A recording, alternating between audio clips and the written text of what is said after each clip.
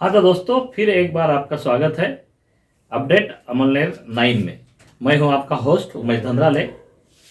तो आज हम जानने की कोशिश करेंगे कि खानदेश शिक्षा मंडल, क्योंकि उसके चुनाव अभी महज कुछ घंटों पर आके पहुंचे हैं। 13 तारीख को वोटिंग होगा। तो हम लगातार 5 एपिसोड से आपको यही बताने की कोशिश कर रहे हैं कि किस तरह से इस शिक्षा संस्था में घोटाले हुए, भ्रष्टाचार हुए, लेकिन इतनी सारी कंप्लेंट्स के बावजूद भी आज फिर एक बार वही लोग, वही चेहरे आपके सामने वोट मांगने को घूम रहे हैं, आपके पैर पकड़ रहे हैं। क्योंकि इन्हें पता है कि कुछ दिनों के पैर पकड़ना होता है, लेकिन बाद में 3 साल तक सभी सदस्यों को ही इनके पैर पकड़ने होते हैं। तो दोस्तों, सावधान रहिए ऐसे लुटेरों से जो आपको, आपकी संस्था को ले डूबेंगे। ऐसे ही लोगों को चुन के दीजिए जिन पर आपको भरोसा हो, जो भ्रष्टाचार से दूर रहे और संस्था के हित में काम करे। फिर चाहे वो कोई भी हो, कौन से भी पैनल से हो, उससे हमें कोई फर्क नहीं पड़ता। हाँ तो दोस्तों, हम शुरुआत करते हैं आज के एपिसोड में। रविवार को मतदान होने जा रहा है और कुल 8 वोट आपको देने मैंडेटरी है, क्योंकि घटना कुछ इस तरह से इन्होंने ठहराव कर बदली है कि 8 वोट आपको देने ही होंगे। अगर आपने 8 वोट नहीं दिए, 7 दिए या फिर 9 दिए, तो आपके पूरे के पूरे वोट जो है वो रिजेक्ट हो सकते हैं। तो सावधानता से आप अपना वोटिंग कीजिए ताकि अच्छे लोगों को इस संस्था में भेजा जाए। मुद्दे पर आते हैं दोस्तों, क्योंकि जिस तरह से इस संस्था में आज तक का इतिहास रहा है, तो काफ़ी सारे मामले हमने एक के बाद एक सबूतों के साथ आपके सामने रखे। आज हम आपको कुछ ऐसे इंटरव्यूज बताएंगे जिससे आपको पता चलेगा कि किस तरह से इस संस्था में भ्रष्टाचार हुआ है, किस तरह से इसमें केसेस हुए हैं, और जो संस्था विलीनीकरण का ठराव इन लोगों ने पारित किया उसके पीछे का राज क्या है।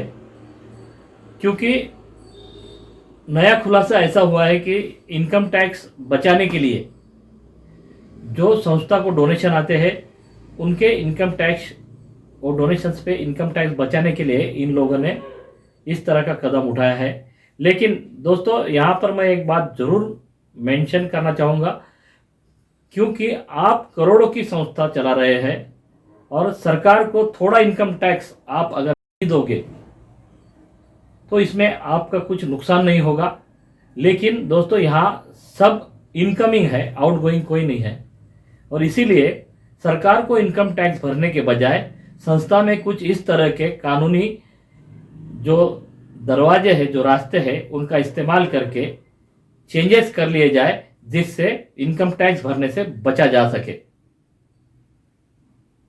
आम आदमी चाहता है जो गवर्नमेंट जॉब करते हैं, किसी बिजनेस में है, कोई निजी व्यवसाय करते हैं, ये सभी लोग ईमानदारी से इनकम टैक्स पे कर रहे हैं दोस्तों।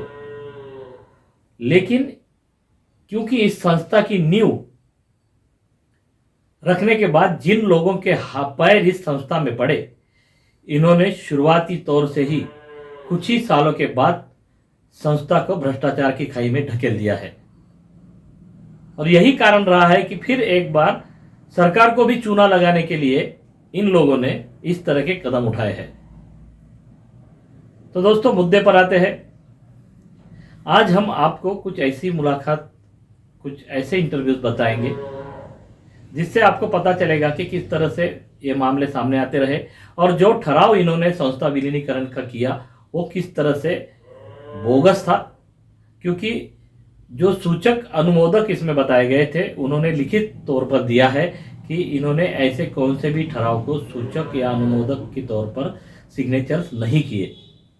तो कुल मिलाकर सब गड़बड़ घोटाला है और इसी का पर्दाफाश अभी आपको आपके मतदान के माध्यम से करना होगा, ताकि इस तरह के बदमाश लोग इस पवित्र शिक्षा संस्था से दूर रहे।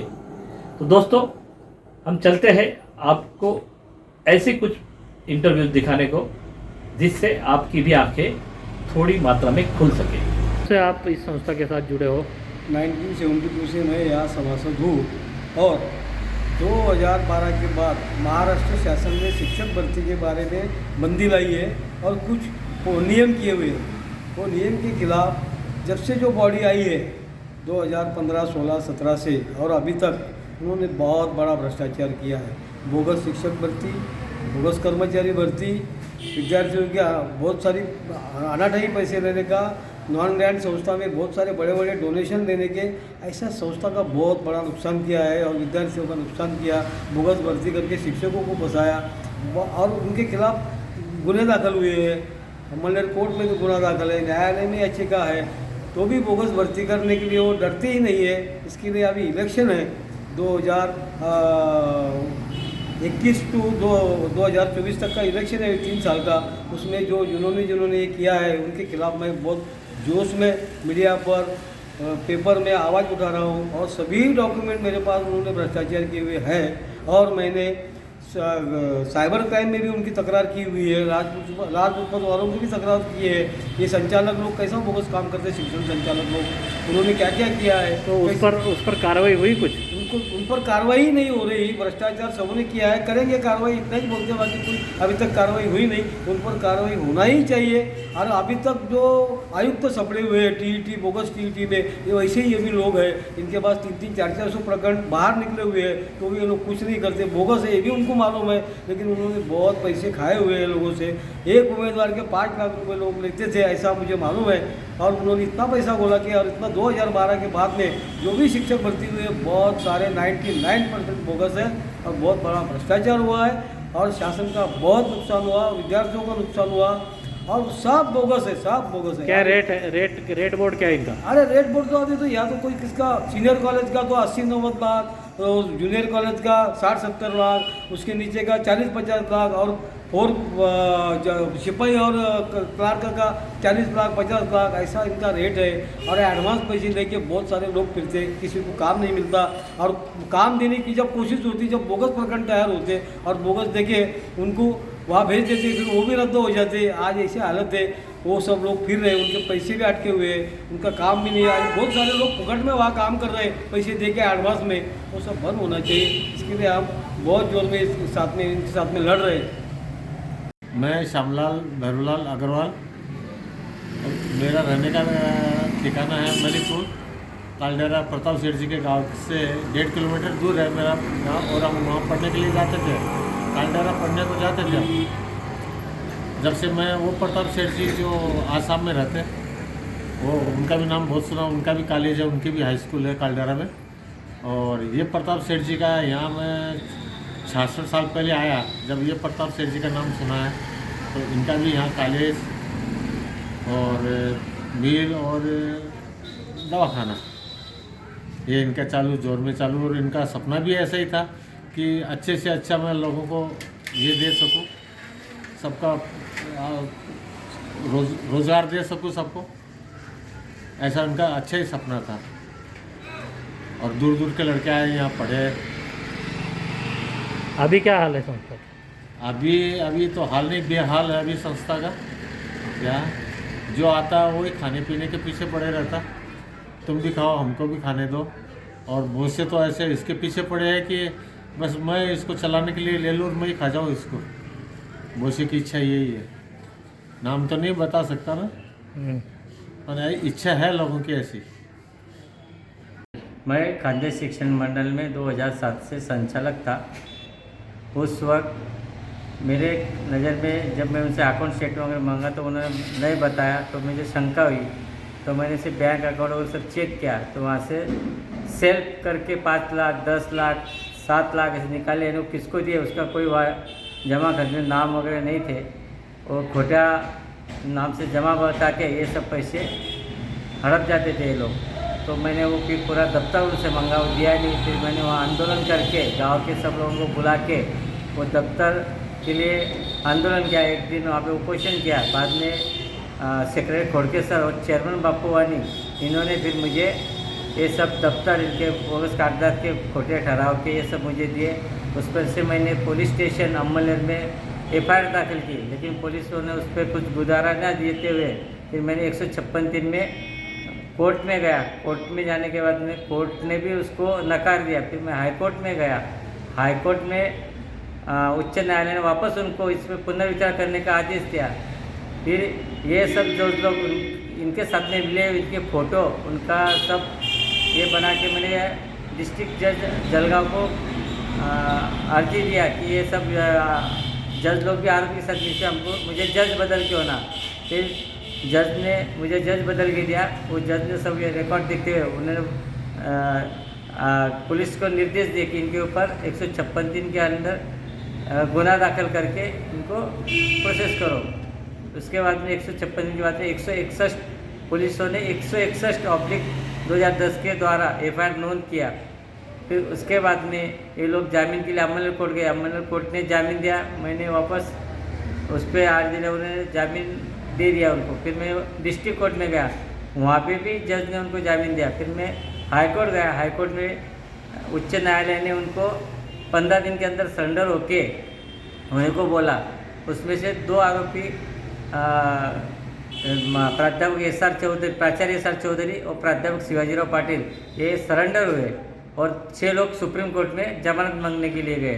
तो वो 6 लोगों को वहाँ पे जमानत मिली। उसके बाद में अभी ये केस, फिर उसके बाद में ये सब केस का मैटर धुलिया पुलिस स्टेशन गया। धुलिया पुलिस स्टेशन ने सब मालूमात वगैरह लेके इनके ऊपर 42,20,000 के थ्रू कोर्ट में केस दाखिल किया। वो केस का भी चालू है। अभी केस इसके पुरावे के ऊपर पेंडिंग है। हाँ तो दोस्तों, आज के एपिसोड में बस इतना ही। कल हम आपको बाकायदा चुनाव की तस्वीरें दिखाएंगे, किस तरह से इस चुनाव में अर्थपूर्ण व्यवहार होते हैं, ये भी बताने की कोशिश करेंगे। क्योंकि जहां तक जानकारी मिली है तो आज से ही इन लोगों की इस तरह के वोट खरीदने के लिए फील्डिंग लगाई जा रही है। और कल शायद आपको हम इस आर्थिक व्यवहार के विजुअल्स भी दिखा पाएंगे। दोस्तों, तब तक के लिए आज्ञा चाहूंगा और आपको फिर एक बार याद दिला दूं, अगर आपने अभी भी हमारा चैनल सब्सक्राइब नहीं किया है तो सब्सक्राइब जरूर कीजिए, बेल आइकन दबाइए और लाइक करिए। जय हिंद।